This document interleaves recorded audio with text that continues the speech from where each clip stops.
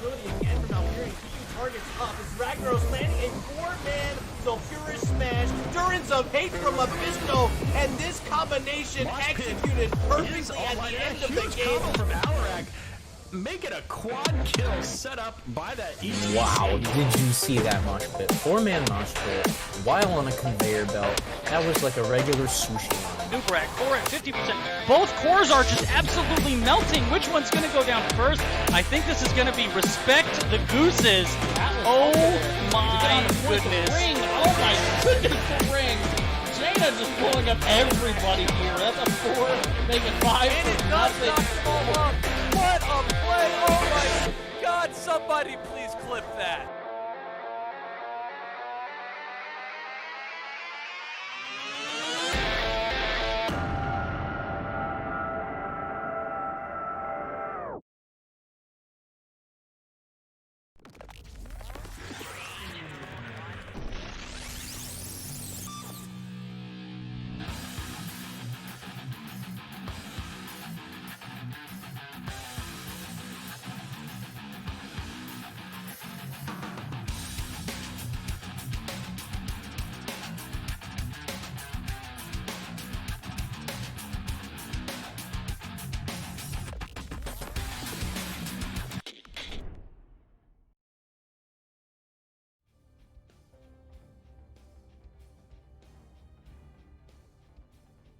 Hello, everybody, and welcome back to the Nexus Gaming Series. Tonight, we're going to be casting a match in Division D East between Phoenix Rising Onyx and the ProBUs Strikes Back. I'm your host, Arrow. I'll be your caster this evening. Thank you very much for joining us, whether it's today or maybe in the YouTube of the future. Appreciate you stopping by. But let's go ahead and take a quick look at what we've got pre-game, as both captains look like they're just about ready to get started. So let's kind of touch on where we're at right now. Currently in the standings, ProBUs sitting at number 4 with a record of 5-2. Phoenix Rising Onyx with a record of 2-4. So they got a 2-0 victory, or and then 2 losses there. The 5-2 probably 2 2-0s with maybe a 1-2 maybe. Probably. Seems like it's most likely. So, Phoenix Rising Onyx looking to score their second match victory here and, you know, put them up at the very, I guess, right in the middle, right? That 4-5 spot. They'd be at number 5 if they can take a 2-0 here. Let's take a quick peek at our maps. Coming out from Phoenix Rising Onyx Pro, it's going to be the bans onto Braxis Holdout and Hanamura Temple. So neither of those 2-lane maps. ProBUs, they banned out Alterac Pass and Dragonshire. So not liking those spread out 3-lane maps with you know, really valuable objectives. But instead, we're going to go to Infernal Shrines, a 3-lane map with a little bit, seemingly more recently, less valuable of an objective. As we get started with our draft here, Phoenix Rising Onyx, the first choice coming up here. See what they look to ban. I didn't see a patch when I loaded, so I don't think that came out today. Maybe that's coming out here in a few days or something, maybe. Or maybe I just missed it. I don't know. I didn't see any notes about it, but there was some downtime, I thought. So who knows? I don't think there's any changes to D.Va at this time. Garrosh going to be the first hero to be banned out. Garrosh as a tank is able to be pretty disruptive. It's not a big surprise to see him taken out. The other thing that Garrosh can do is he can kind of negate D.Va mech bombs, at least to a certain degree. Or he can make them certainly more valuable, throwing them where he wants them to be and exploding them at just the right time. So it could be a signal of interest for the pickup of a D.Va. Could also be the pickup of a Diablo if they're interested in that, or it could just straight up be a counter pick. But Ana is going to be the first ban out there from ProBUs. So no healing negation. Could see some heroes like the Rhaegar or Alexstrasza, a little bit less likely. But this is one of Alexstrasza's better maps. You get to that midpoint of the skeletal defenders, pop that Dragon Queen, and coast your way to victory. There is no try, indeed, Arby's. Cassia going to be taken out here, and Cassia is still a very strong hero. When played effectively, can really decimate a team. So good ban on that one. And then finally, it is going to be D.Va, and I don't think that's a bad ban at all. I think D.Va's still a really strong hero. She can do a lot in a lot of ways. She can empower your team. She can debuff the enemy team. She can do out pretty, moderate damage. Has a little bit of self-sustain. So, I mean, getting rid of that hero seems like a good idea to me. And we're going to see ETC, the first selection here. ETC, ever since his change to Encore, has really seen an increase in value.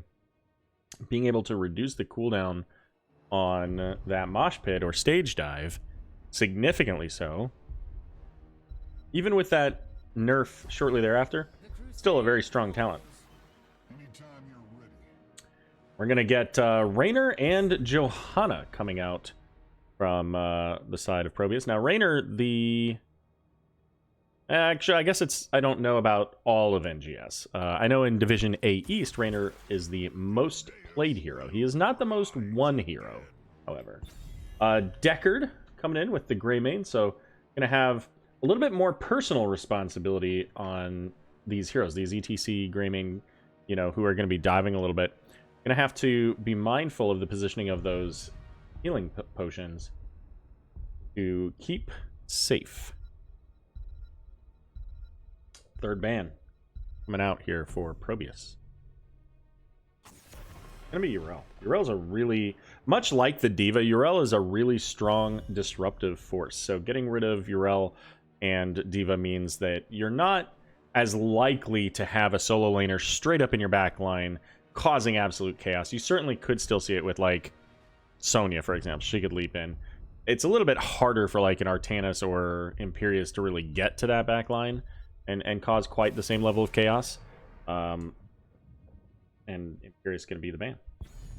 So they can do it, but it's harder. They have to go through more to get there or put themselves at significant risk. Whereas Yrel, D.Va, they're not really that much at risk if they get back there. Because they're going to pick up the Stukov here. Very strong on the with those silences, and we're going to get Blaze here for Badgerlord.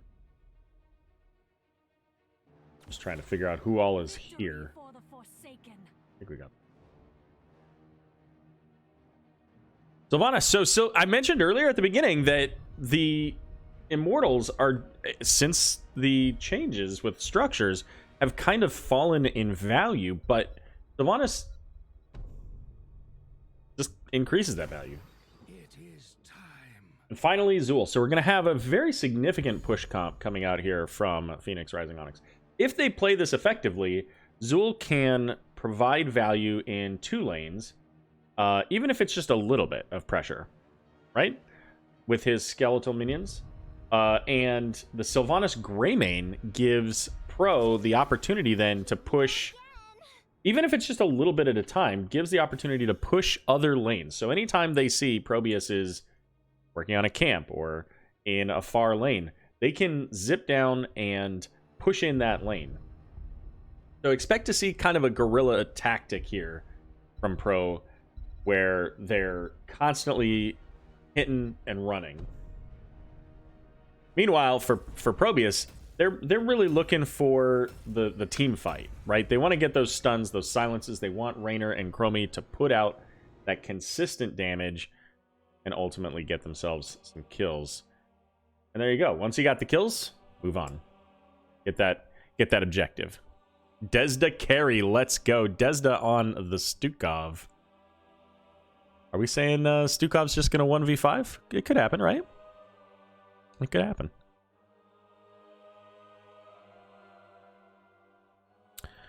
Let's see if I can do this real quick.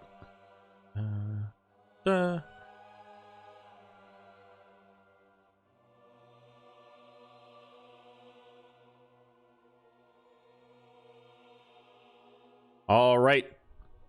You can now vote in chat. You've got, by this point, about a minute and a half left to do so. Hit the drop down, select which team you think will win or that you would like to win, and hit the vote button.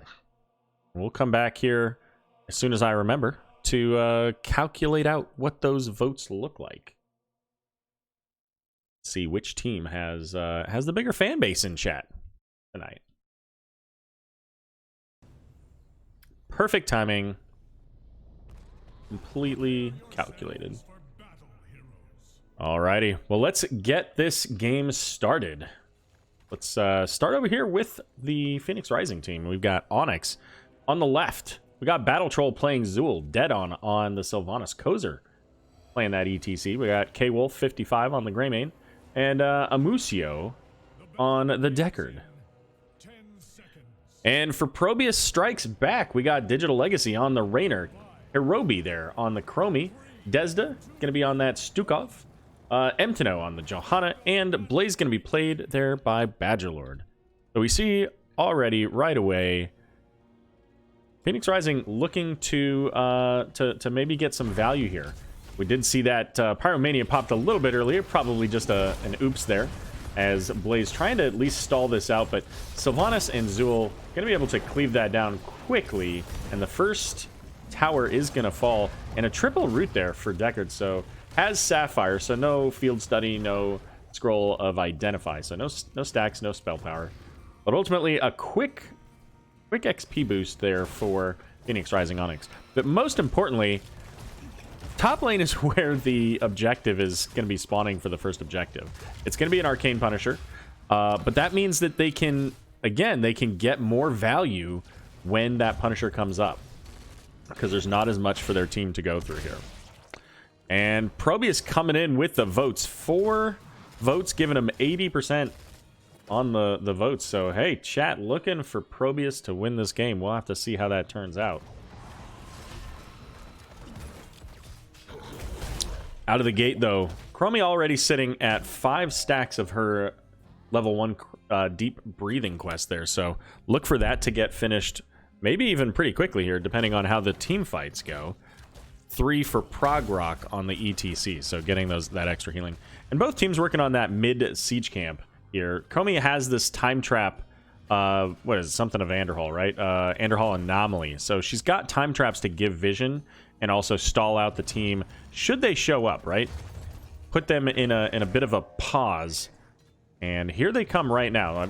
I imagine they know that they're on this camp. We'll see here. We see the pings calling. There's the time trap. But it's a 3 versus 4 as Johanna coming into the backline is going to get onto the point. Desda falling very low. Going to pop that pustule as the silence coming out. And Sylvanas is going to be the first to fall. K-Wolf now having to dive away. First blood going over to ProBUs. And just absolutely perfect timing there from Desda on the Stukov to get that healing right on point to make sure that Stukov doesn't die. Obviously, Stukov being the player that Desda's playing, but ultimately then to give them the advantage in that fight. And the first Punisher is coming up here in just a moment. Half a level of XP advantage right now for ProBUs as they are just trying to shove this in. Get as much value out of this bottom camp as they can. The root coming out, however, onto Digital Legacy is maybe going to make it away. Uses the Inspire, trying to get away, but a Q is not even going to be required. K-Wolf just going to get that one extra shot and going to get that kill. Zool and Blaze up in the top lane here. So Blaze did take Incinerator Gauntlets, so can kill these skeletal defenders pretty well. Also has the Adrenaline Stim Pack, so certainly if able to gather them all together, could burn down 10 of them in about, I don't know, 2 seconds. Pretty quickly.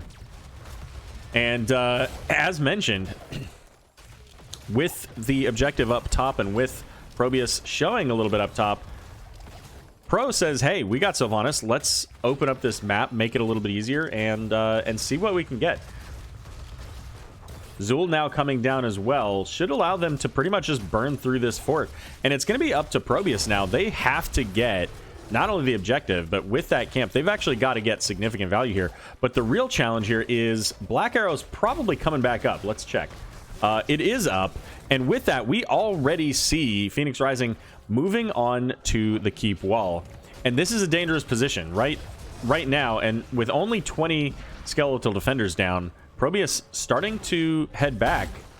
But their keep wall is going to be all but gone by the time they get down here.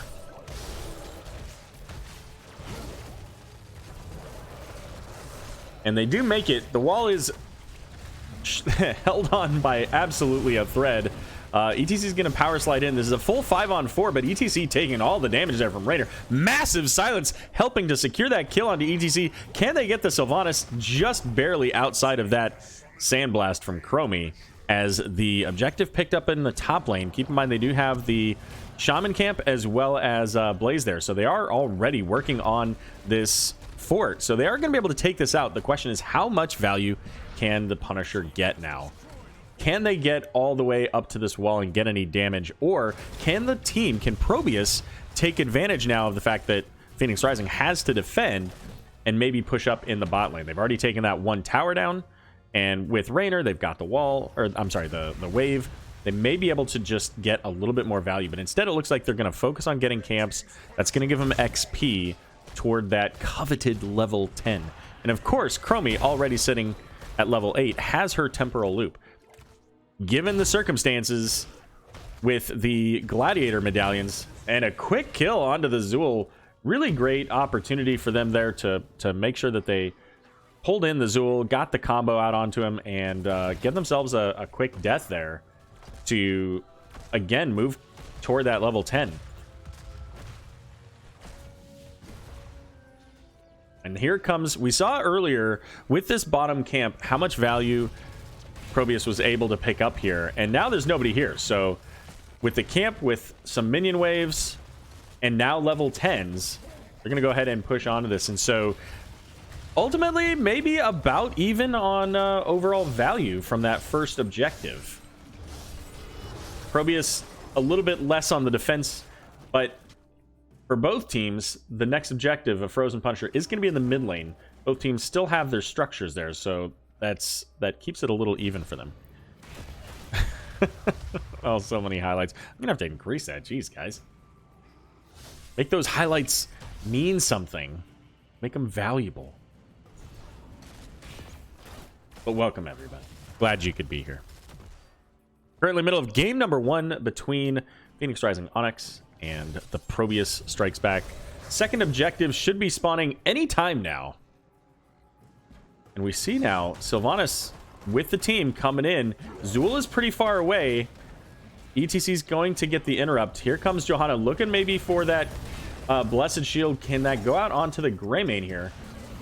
Deckard with the silence, and there's that Blessed Shield to interrupt the silence. Johanna still in, looking for the Condemned. Does get 2, pulled back, and actually pulls away, but they're able to get the double kill onto ETC and Greymane. Chromie doing some work. Hirobi just throwing the team over their shoulder and just bombing them, just getting those kills. And Zool there having to pull back now, does pop that shield to try to stave off any potential incoming damage. But this is the value of that earlier Punisher, being able to get that wall down. And the power slide is going to land onto Digital Legacy. We use the Gladiator's medallion there to get away. And now 5-on-5. Everybody up. Most of the heroics up. Just the Blessed Shield and Deckard's stay a while and listen.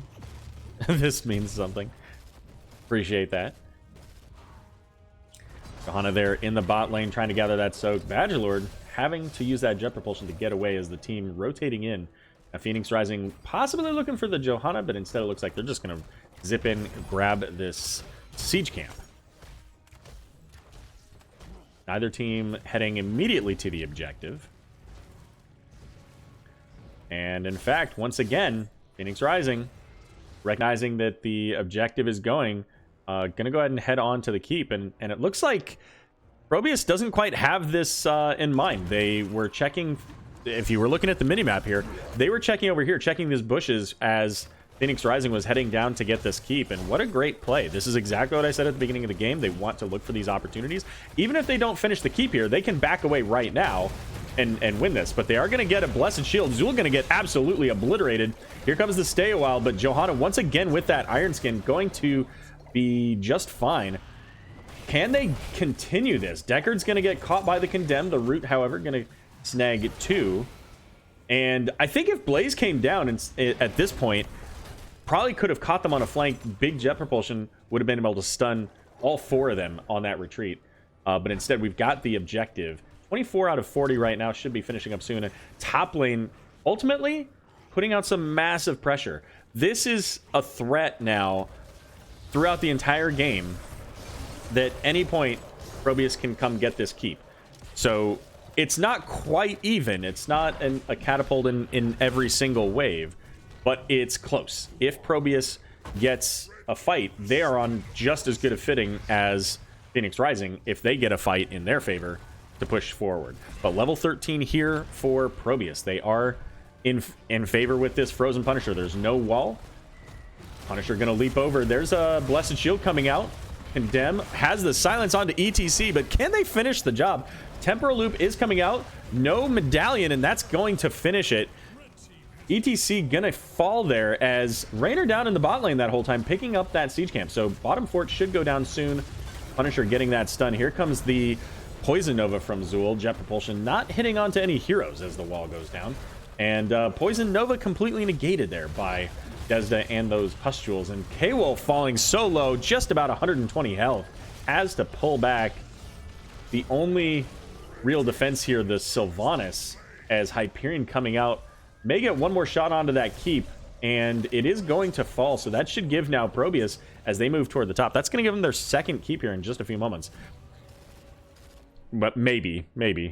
Instead, they wanted to push up the lane and get the XP, so they're going to leave. They easily could have taken that keep and then just walked away. So a little bit of a misplay there. Probably not entirely confident that they could take it without having some potential danger. They are coming up on level 16. They don't want to be on the same talent tier. ETC's coming in. They do get the Blessed Shield right in there as K-Wolf going to get destroyed by that Blessed Shield combo. Blaze going to drop the bunker to survive as ETC getting pulled back. Wailing Arrow going to come out and silence the entire back lane. Amusio, however, is a little bit in danger. It's ETC, though, that's right in the middle of all the red shirts. And with that, ProBUs moving forward, maybe looking to try to end the game right here as Battle Troll using the Medallion. But ProBUs taking tons of damage. Core not allowing to them to just burn this easily. Big Ruby value. And we see here the call to pull back. May get a little bit of core damage here if that one catapult makes it, but not quite. So still 100% on the core, no shielding. But ProBUs is ultimately going to be successful, and I'm not sure which fort. I guess maybe this one? Not really sure how that works because this was all over here. So maybe there was something that just went out to finish that fort, because that's the only other fort that could have been taken down. But the announcer said it happened, so it happened. But again, right here, 2970. That's no health basically for that fort. That is, any hero can tank that for 2 or 3 shots, and the team can take that out. And I think that's going to be important for them at this point as they pick up the Shaman Camp. The Shaman Camp could do it by itself. A little bit of a camp invade here. ETC is going to hold that bush, provide vision for the team. Blaze going to get the brunt of that face melt here. And ultimately just pushing back Phoenix Rising as level 16s are available here. ETC not beefy enough indeed. Well, you know what? You got to have some tender beef, right? So ProBUs is just helping to tenderize the steaks. But Kozer over here, he's got to be looking for that opportunity for that epic mosh. And it's going to be a challenge, right? You got Johanna, who's been really good with the Iron Skins. You've got the Stukov for silence. You've got the Raynor, who can knock you back. Technically, even Blaze could use a Jet Propulsion with Gladiator Medallion. So lots of ways to interrupt that mosh pit. Here comes Temporal Loop onto the Greymane, and I think Greymane is just going to be fine. Maybe not. Here he comes back, the double loop, as the Gladiator Medallion saved him from the first one. But level 18 here for Chromie, giving her not only the increased cooldown reduction, but that second pullback And that's how you overcome, this is what I was talking about earlier, that's how you overcome the limitations of Gladiator's Medallion on every single player. You just say, you know what? Do it again. It is bothering. It's got 3k health. It should have been dead 10 minutes ago. Just saying. He traded a minion wave for a keep. All right, so ProBUs gonna pick up their third Punisher.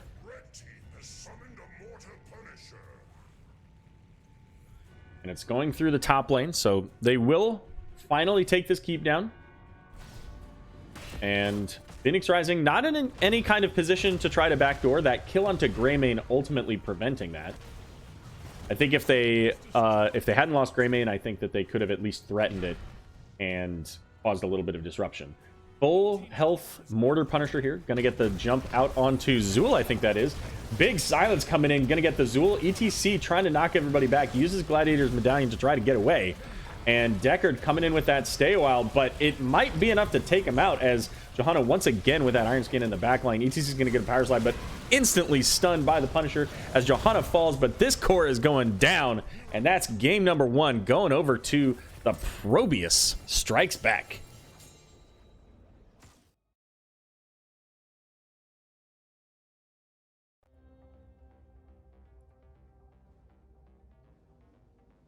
And there you go, the scoreboard here, 3-13. I don't know what's happening with the stats page. I'll have to double check to see what the theme's doing. I mean, it's not a bad stat. Kind of neat having the little zoomy little areas there.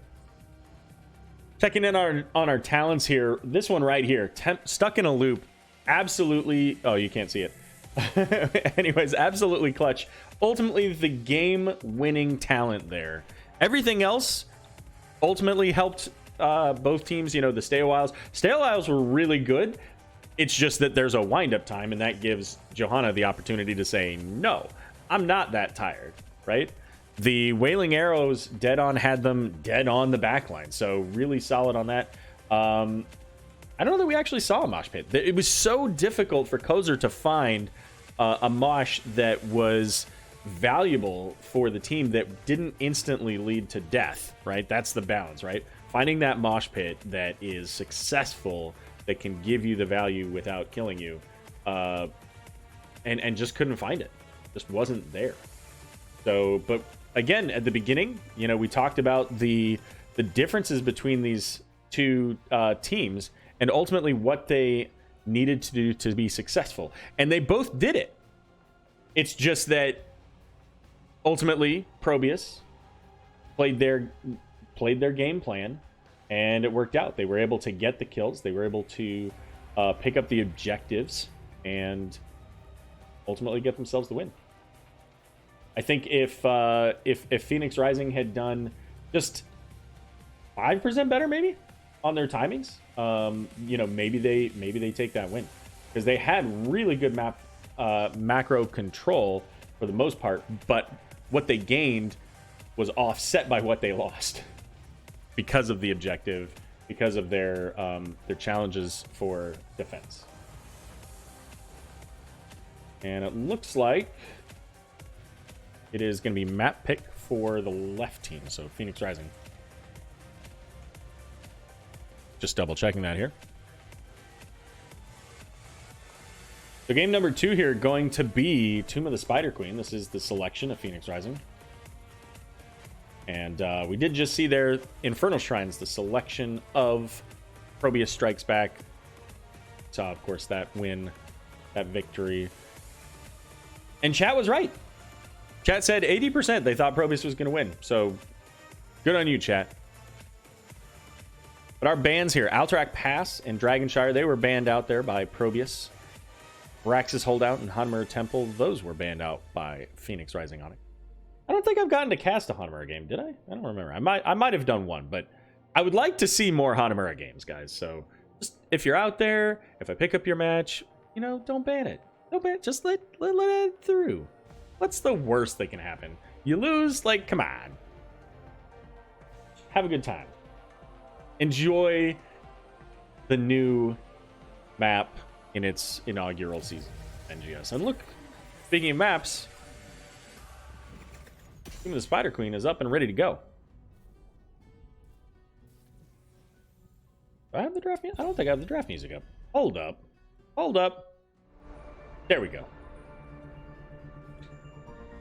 I was going to say let's change up the music to something different, but we didn't have music, so can't very well do that. Oh, I forgot I was gonna write down who they picked. They did that transition so quickly that get my brief moment of respite. All right, first ban coming up here in just a moment. Last game from ProBUs, it was Anna. See if they keep with that, and they do. I would not be surprised to see a Chromie or a Stukov ban here from Phoenix Rising. Not necessarily as their first ban, but it wouldn't surprise me to see that go away. A little bit of a different map, so even Johanna could be a good ban here. This is a really strong map for Johanna, able to provide increased wave clear as a tank, but also the short rotations between the lanes gives basically turns Johanna into the banker, right? She just holds on to it. It is going to be Cassia though for Phoenix Rising, so they're more concerned about that Cassia. Sticking with that Diva as the second ban here. And this is where we're going to see, do they want to get rid of the Garrosh? I think Garrosh works really well here, so in some ways I'll be surprised if they let it through. If they were so concerned about it in game 1, then I could see them saying, we don't want to deal with that in game 2. But, no. Yeah, okay. Like, aside from everything that the rest of the team did, that play is what won the game. Period, end of story. The rest of the game was set up. They did plenty of things, but ultimately that play, getting that stuck in a loop talent and killing the gray main is what decided the game. So getting rid of Chromie, good call. So Vanis going to be the first pick here. Switching sides, going over to Hirobi. They said, you know what? If you're going to take my Chromie from me, we're going to take Sylvanas from you. Sylvanas has really good wave clear. This is a very strong wave clear map. Keep the minions pressuring those lanes. You could potentially see a Merc Queen, giving the 60% additional damage to all of those Merc camps. Merc camps not often picked up as frequently on this map as other maps because it's so small, and it's a little bit easier to tell when you're on the Merc camps. They're oftentimes used to provide pressure when you're trying to turn in, so a little bit of a different setup. But if you've got a Sylvanas and you put that priority out there, certainly could be of value. And Deckard going to be switching sides as well, but Mtino there saying we don't want the ETC, we'll take a May. Take May. But Johanna and Yrel picked up here. We did see that Yrel was banned out last game, so again, could very well be that they simply want to make sure that they pick that early. They have that disruption in the back line. And right now that back line is Deckard and Sylvanas. Deckard being the least mobile. I mean, dude's like 150 years old, right? But he's also the tankiest. He's got that 10 armor whenever he's with a friend. At level 16, he can potentially have 20 armor whenever he's near 2 friends. So with the right positioning, Deckard becomes nearly impossible to kill. He just alt Qs and drops potions that he drinks instantly. And, you know, it's basically free action potion, right? For Deckard. Dead, I'm going to take Li Ming. Li Ming, not one of her strongest maps because of the small range of the lanes and everything. But not bad. Right? I mean, she can still set up in positions to really follow up on the damage that, say, the Yrel or this miscellaneous that K-Wolf is coming up with. Brightwing going to be the selection here, and as a level 100 plus Brightwing player, can't wait to see it. Again, a small map, so the the ability to have a global here kind of mitigated, but what map are we playing on? I barely have no idea. As we get Dahaka, another global, but we're also going to get Tychus, and Tychus into the Yrel and Johanna can provide a lot of value. The blind certainly going to make it a little bit more difficult for Tychus. Yrel, I mean, she's pretty mobile, so she can just knock him around, stop him from channeling his minigun and getting that % damage, but we'll see. And that's kind of what I expected. I kind of expected to see Raynor to bring that sustained damage. He can be very high damage. He's got the penetrating round to knock back Mei if she charges in, to interrupt to stay a while, to break Dahaka's drag. So a lot of ways that Raynor really helps to fill out this draft. But I'm doing all this talking and I'm not starting votes. So let me go ahead and put that up in chat here. Who wins game number 2?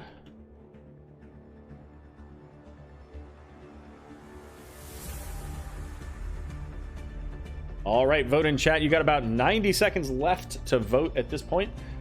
Select which team you think's going to win or that you would like to win.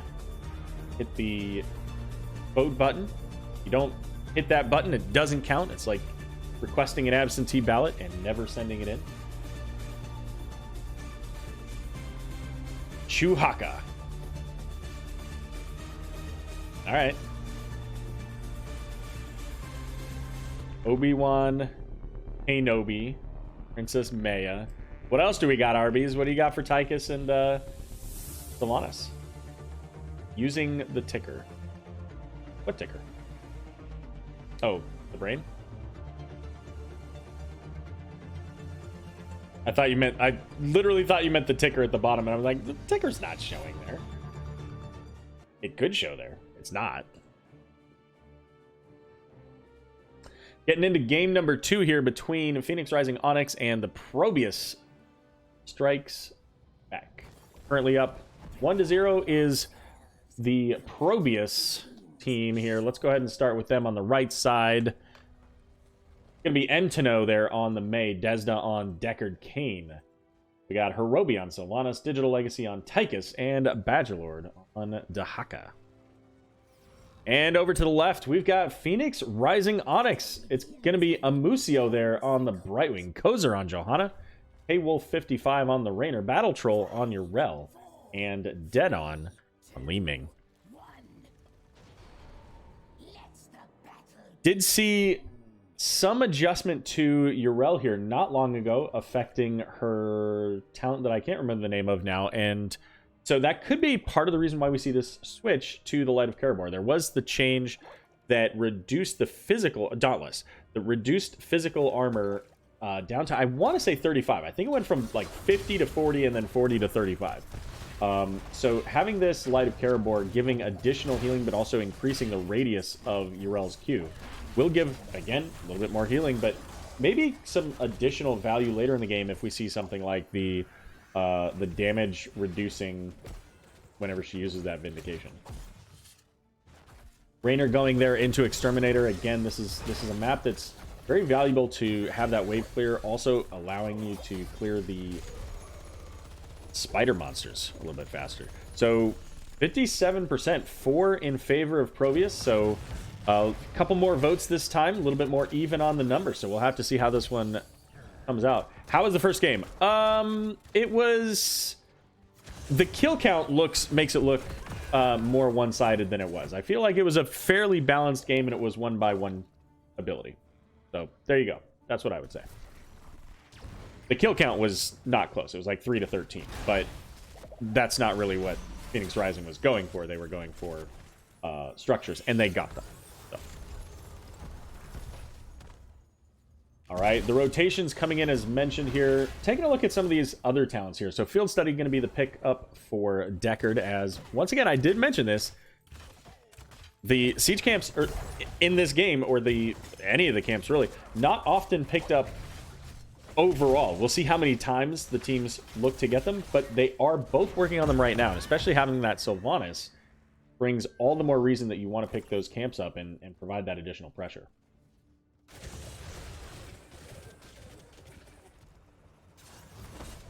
Mei going into the heat transfer. So anytime she disables somebody or slows them or any stuns or what have you, she's going to get a little bit of a heal.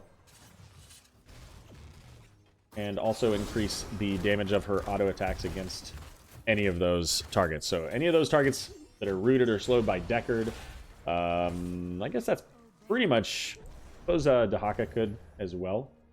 I guess maybe even at 13 or 16 when his overkill provides slows if he takes that talent. Checking in on Dahaka and Yrel. This is not a matchup that I expect to be super exciting. As we can see, they're both pretty well full health and mana.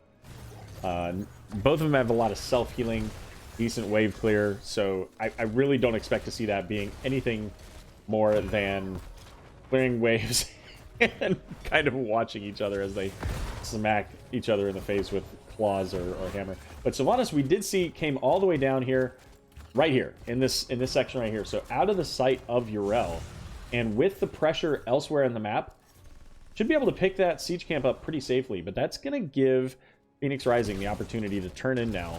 35 of their 50 gems. Going to be a few more here in just a moment as Li Ming's turning hers in. So 41 of 50. Pretty close. ProBUs, however, about half of what they need to turn in for theirs. So could be a pickup. And it is not going to be Merc Queen. It's going to be Possession. So going to be able to flip some of those minions over, give a little bit more wave clear, but also pressure into those lanes. So anytime the spiders come in, could see that triple possession and provide a little bit more siege damage. But it's going to be Phoenix Rising with the first web weavers of the game. And it's always a little challenging to decide whether you want to be the first web weavers or not. And I feel like for Phoenix Rising, they have the Exterminator, so they have a little bit more value in that. Because if you're the first one, usually the first one doesn't get a ton of value. It's really kind of a placeholder. It gets you some XP, gives you a little bit of pressure, but the second one often is the one that gets a lot more value. So if you can get that second turn in, then yeah, it's huge. But if you can't, then oftentimes at best you maybe see some wall damage here. And then level 10s usually come around the second one as well, so that makes it a little bit easier to provide significant pressure. So we'll see how that turns out. Top lane gets the full wall. Yrel there in the mid gets one tower, and bot lane a little bit of damage there. So again, not zero, but not a ton of value. And keep in mind, by this point last game, Pro had already taken a fort down. Obviously, a different team comp and a different map, right? But just a very stark difference in what value they can get with this team comp as compared to their Sylvanas Greymane push comp that they had in the last game. Roots coming out, looking for Dead On, is going to land onto the Li Ming. A big drag there is going to catch her, but not quite enough damage to take that out. So still, 5 minutes and 45 seconds into this game, no deaths. And that's kind of a testament to the strong front line we have here. Johanna, multiple times, even at the very beginning of the game, was very low, but that Iron Skin able to keep her up. And we missed the kill. Oh no! I was really trying to keep an eye on this Tychus, but the rotation down into the bot lane, and that was 15 plus gems that just got lost with that Yrel kill. So 6 minutes into the game, the first blood. As now ProBUs does have enough for turn-in, and they're actually getting relatively close to having enough for a second turn-in, a back-to-back turn-in potential. Certainly could have it by the end of the web weavers. They are going to start this a little bit before level 10, so we'll see if they can get the level 10s here off of the top and mid lane waves so that they can have that pressure. And it looks like they will have level 10s coming in. Li Ming with the big orb there out onto Tychus. But he's going to get healed right back up again, those healing potions. Rel's going to be in bot lane trying to gather that soak, but is going to instead head up, gather these gems and XP in the mid lane. And we see the danger ping there in the midpoint. Level 10's up for both teams. As Johanna being a little bit far forward, looking to see if she can't find a good engage there. as May diving in is going to get a triple stun on the Avalanche. Root coming out as well with a big Wailing Arrow, and 1, 2, 3 gone immediately. What a play. Emtino with an absolutely stellar Avalanche. And that stun, let's highlight that ability real quick here. Avalanche, it's you have to place it right. The timing is critical because there's a half-second windup, and then you throw out a snowball, and every single person that's caught in it takes damage, but also stunned for a half a second per hero. So if you hit one person, it's a very short stun. You hit 3 like that, it's a long time, and that gives Deckard that second and a half to set up that route. It gives that Wailing Arrow enough time for the big silence. A+ play by Emtino there. And the rest of the team to follow up on it. But Bless Shield coming in. They are going to get the stun out onto Hirobi, but Hirobi's going to use that Wailing Arrow to get out, or I'm sorry, Haunting Wave to get out. Badger there with the drag, using the adaptation, ultimately going to be able to pull Johanna in, and Ironskin just not enough. So they do get that counter kill from that engage. And that's a heartbreaking loss there. If you're especially Johanna on the side of Pro, almost able to get that kill onto Sylvanas, but just the clutch timing of that Haunting Wave able to allow for, who is that, Hirobi again? Yeah, Hirobi to be able to get out of danger. And then of course Dahaka just able to walk out of there, had the full health bar. Pretty beefy character there. MOP Pog, says Arby's. No doubt. That was a strong play. And we do see here, trying to get this back-to-back turn-in is ProBUs. They have the Bruiser Camp in the mid lane. Daka doesn't have a whole lot of mana, so has to be a little bit careful. Big stay a while coming in as Johanna gonna lose that Iron Skin very quickly. May right up in the team. Does have Avalanche, but not in a position to really use it. Ardent Defender gonna come out, and Urel getting nearly a full heal out of that after the drag from Dahaka. As Raynor having to use the Hyperion just to force the team back, but that gives Badger enough time to zip up, get the turn in up here at the top, and now a second Webweaver coming in. You know what, Leo, I think that I have links turned off. I apologize. There were some bots coming through at one point, so I have those turned off, but double check. You guys can check clips. I'm sure that was probably a great clip. You can check the clips in the system there. Just hit the I think it's videos and then clips maybe, but yeah, check that out. I'm sure that was a great clip. Don't forget to hit that in the highlights section of NGS as well, as the Webweaver's doing a lot of work, able to get the mid fort down, as ProBUs now rotating into the bot lane, going to start working on the bottom fort. They do have Sylvanas. I don't think she's got black arrows. I think that was used in the last one, but it doesn't matter. Just a massive wave here, and again, Possession helping out with that, increasing the size of their wave. As who is this? Emtino once again in the team, looking for that Avalanche, is going to get 1-2, the Unstoppable used by the Urel, and that's going to be a double kill, as 23 gems going down. Make it a triple kill here as Johanna as well, so make it 30 gems lost on the side of Phoenix Rising, and that is a critical team fight here for ProBUs. Eliminating 30 gems takes Phoenix Rising from having enough for a turn-in to not. Which technically they could have done that with 2 gems. But you get my point. You get my point. It was a significant loss of gems. 36 coming in here from ProBUs as they look to turn in probably most of these.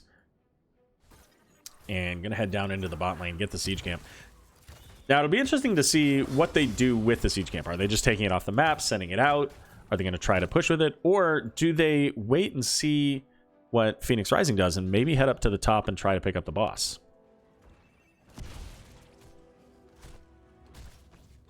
And right now, it looks like Phoenix Rising checking to make sure that they're not at that boss. A good call to check that, because they weren't showing on the map for a while there. And you just don't know. It would have been a bad call for them to do it, to do the boss, for either team. Just it would have been very dangerous. But Drag is going to go out there onto Johanna. Here comes the stay a while, and Johanna just has no Iron Skin. The sleep going out onto Musio. There's the Brightwing coming in with the Emerald Wind to try to push everybody back. Battle Troll going to have to ditch the team and go the other direction due to that route. And just the 1 kill, but now with no Johanna for 20 seconds, we're going to see ProBUs. They're going to head on up, see if they can't pick up this boss here.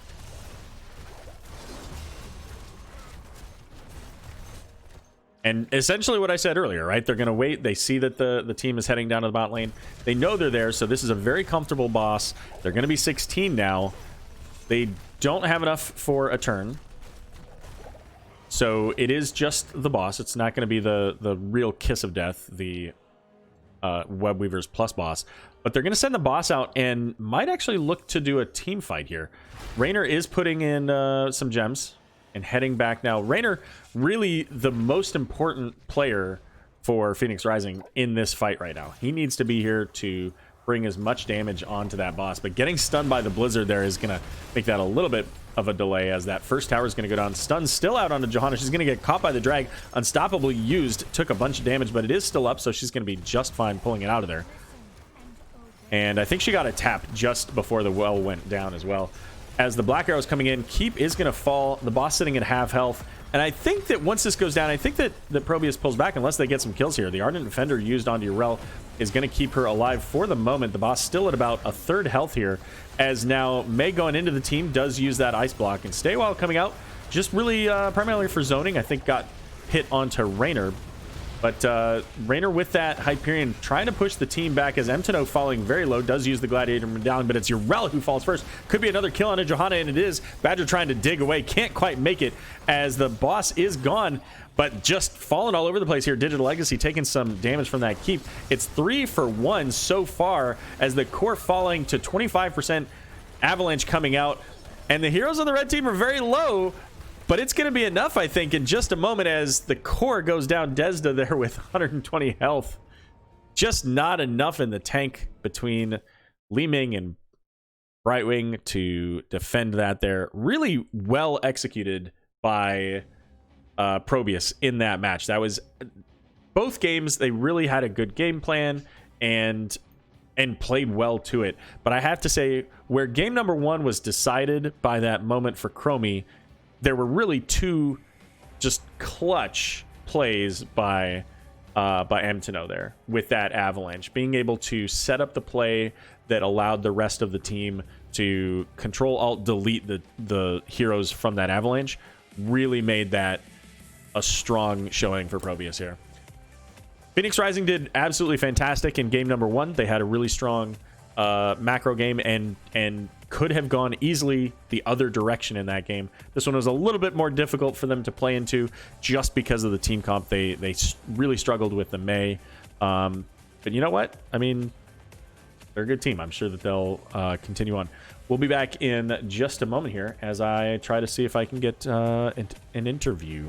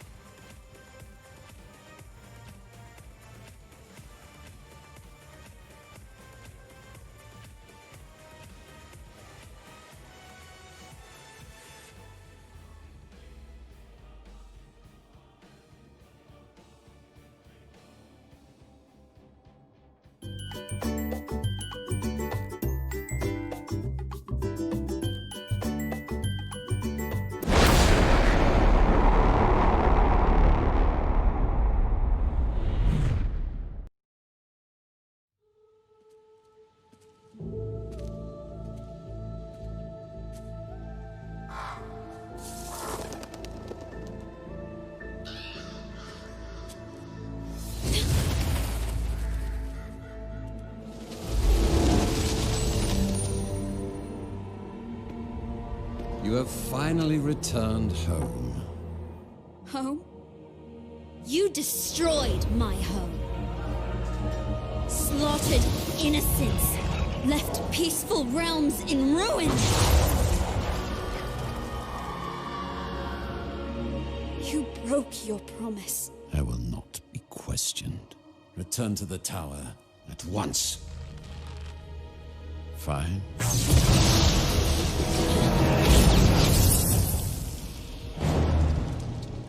How could you?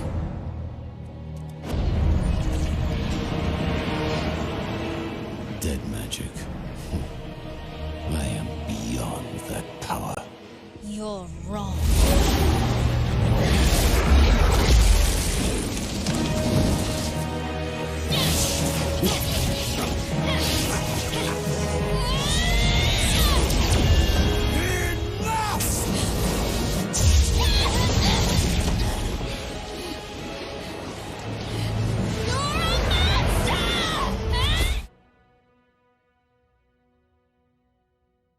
Alrighty, everybody, welcome back.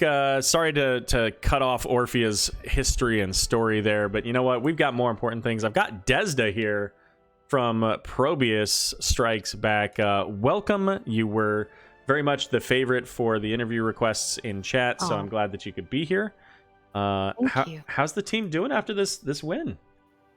We are ecstatic. We you know, we're kind of new with M being with us, so we're feeling good about having him with us. You know what? I can absolutely believe that because, and we'll get into some more of the details of other things, but game number 2 was pretty much a M to know, like, VIP MVP show, right? Like, heck yes. I don't want to take anything away from the rest of the team, but it was basically M to know saying, I got this, and everybody else saying, +1. Yeah. Right? Like, showing up. And we're like, oh my God, follow up. Absolutely. No, it was absolutely fantastic. So let's start off with game number 1. You guys, very different team comps. It was very clear that your guys' was more team fight oriented. Theirs was more macro oriented, and both teams played to that very well. You guys started off the game with that bottom camp, and when you go back and watch this, you're going to catch the moment where they invade. It's 3 versus 4. You guys back out. They're like, we got this, Stukov, and you said no. And ultimately, you guys get a kill or 2 and set the stage for the game for the team fights versus structures. So when you're setting up for your draft and when you're going into this, what were some of your thoughts and conversations as you see that draft evolving? You know, were you concerned about how their macro play was going to be and the hit and run kind of style, or did you just kind of say, whatever, we'll just deal with it in our own way? It's kind of hard. We try to do all of the, like, we try to all contribute to the drafting choices and everything, but I tend to just kind of take what everyone else says and ride along with that because you know, I trust what they say, their experience and everything. We were trying to deny them of a few of their picks that they have played in the previous games, so I don't know, we were just trying to make sure that we denied them, and then we were just picking around that. You know, we picked up Rainer so that they couldn't take them, and yeah, that makes sense. So yeah, you guys had banned out the Ana, the Diva, Yrel in game number 1. So it seemed pretty clear that, like, the important goal there was to make sure that they didn't have the ability to send their kind of solo laner, their extra player, if you will, to cause havoc in your backline, which certainly would have been a little bit of a pain to deal with when you're Stukov, who's not known for his mobility, and, you know, Johanna, who doesn't have the greatest peel in the world. Is that kind of what you were going for, was to try to keep the rest of your team safe just by saying, we don't want to deal with those heroes? Kind of.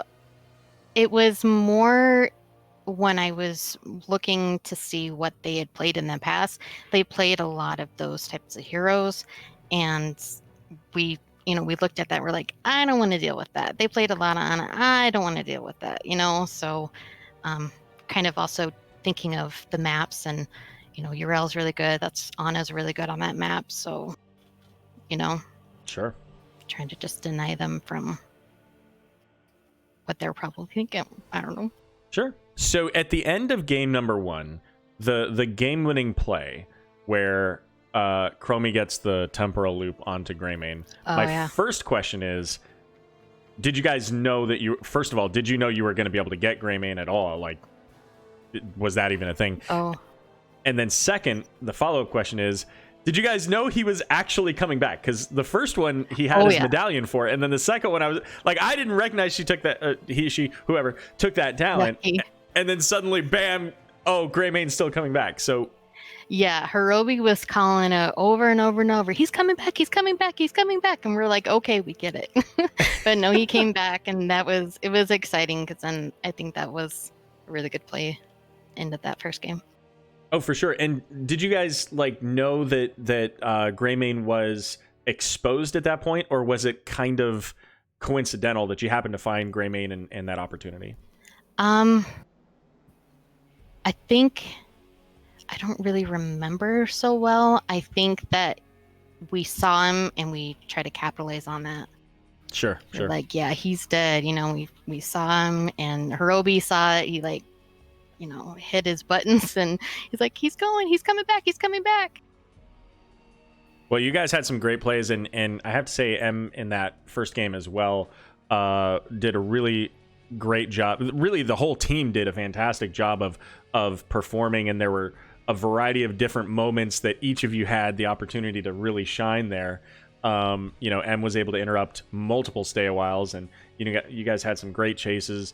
I think my favorite moment for you was the Zool Poison Nova over that mid keep that literally you negated like a half a second later. Just like, haha, we are fine. I do have one thing I want to point out or ask. At that top keep, and chat's gonna be like, Arrow harped on this for 10 minutes. At that top keep in game number 1, you guys take their shaman camp, and then you go clean up a wave, and then you walk away, and it had like 3k health. Tell me at least that you guys knew that you could have killed that. We, you know, sometimes it's really hard to know, do we stay or do we go? And it's like with core calls now, with the new-ish core mechanics, do we stay? Do we try to end, or do we go? And are they up? Do we have enough time? So at that point, we were just like, let's not risk it. Let's just go and make sure that we, you know, that we kind of play safe. Because I mean, yeah, we could have maybe have gotten that, but I guess in that call, it was kind of erred more on the side of caution. And that's totally fine, especially these days with the changes to the cores, with the changes to the structures. You know, even if you just take 2 shots, that's 20 armor that you're losing. And then if somebody does happen to get a lucky break, then you lose a hero or 2. So completely reasonable. Absolutely. Obviously, it didn't prevent you guys from picking up the objective and winning the game in top lane. So, yeah.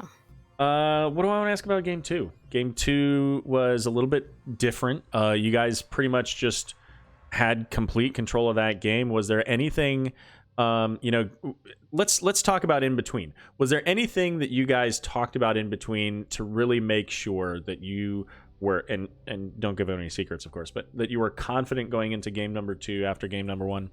Anything that you said, hey, let's recognize this from game number 1 and change it to make sure we do better, or focus on doing this so that we make sure we win the game? I think it was kind of more the same before the first game, where we thought we knew what they were going to try to do. They ended up picking Uriel sooner than we anticipated, so then we had to just kind of play around that. Usually before games, you know, I'm like, what are we planning on doing? You know, what's our strategy? And, you know, it's kind of hard. It's really just, we've been really practicing on our comms, trying to communicate, and I think that's really what helped us these 2 games, is that we've been really communicating a lot better about what we have up and what we're seeing and everything.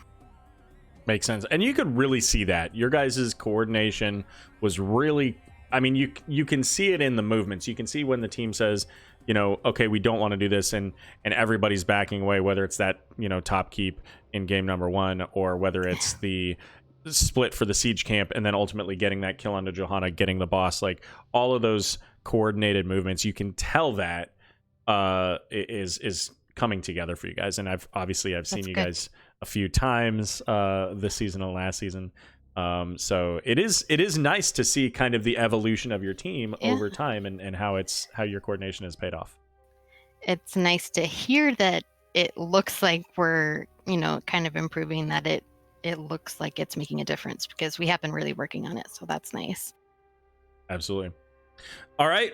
So last question, and I think I recall that you don't enjoy these questions, but I'm going to ask it anyway. Any particular moment from the match tonight that you really want to make sure gets highlighted that you thought was just an A+ play? Doesn't matter who, just something you wanted to make sure was pointed out. Well, M all the time. Like I was saying, we really enjoy having him with us. I think his snowballs this last game, the one where I think the big one was when he got 3 of them, and then near the end he got 2 of them, and it's just like, all right, game over. I think those would definitely be the play of the games if you were to ask me. Oh, I would 100% agree that, especially in the second game, that those were, the difference in giving you guys the additional XP advantage, the leverage, the map control, really strong plays. So I 100% agree. Make sure that you, maybe select some of those clips from the match when you go to report your match, and put some in the highlights for the 3-2-3 show by the end of the week or something.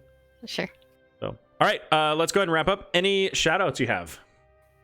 Well, everyone on the team, M, Digi, Badger, Hirobi, and our subs. We have Whole Foods that helped us last week. So thank you for helping us with that. Leo. Thanks to my husband that always cheers me on, Arby's. Shout out to our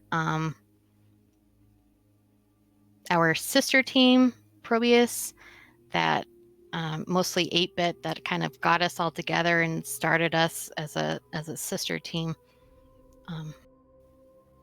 Thanks to you, Arrow, for casting us. It's always nice having you. And thank you very much to Kozer and his team. They were great opponents. They played great. A lot of fun to play against. Awesome. All right. Well, thanks for joining me here for the interview, and good luck with the rest of the season. And don't forget to report your match. All right. Thanks very much, Arrow. Sure. Have a good night. Bye. All right. That is going to wrap us up. So that's it. It's a 2-0 victory for the ProBUs Strikes Back. Really great matches. Like I said earlier, both teams had really great plays and focus in what their team comps were designed to do. And I think especially game number 1 could have gone either way, which really says something for Phoenix Rising Onyx when you consider the kill count was so heavily in favor of ProBUs. But the fact that they were in that game right up until the end, really fantastic job by them. But ultimately, ProBUs hanging on, gets the 2-0 victory, giving themselves a couple more points. Let's actually take a look at those standings real quick, and then we will look at heading on to another match in NGS here. So that 2-0 victory is going to put ProBUs right up at the top there, tied with Frank's Furters. So real close to that number 1 spot, just 1 point away. So we'll have to see how ProBUs does with the rest of their season, but certainly looking strong for their playoff contention toward the end of season 10 here. So thanks again, everybody, for joining us. Hope you enjoyed the cast, and I'm going to go ahead and send you over to Sergeant Scoops, who's going to bring you a matchup between a couple of Div D teams, I think, as well. Just double checking here. Maybe they're not. Maybe they're Div C. But anyways, I'm going to send you over to Sergeant Scoops, and hope you had a great time, and we'll see you again here soon.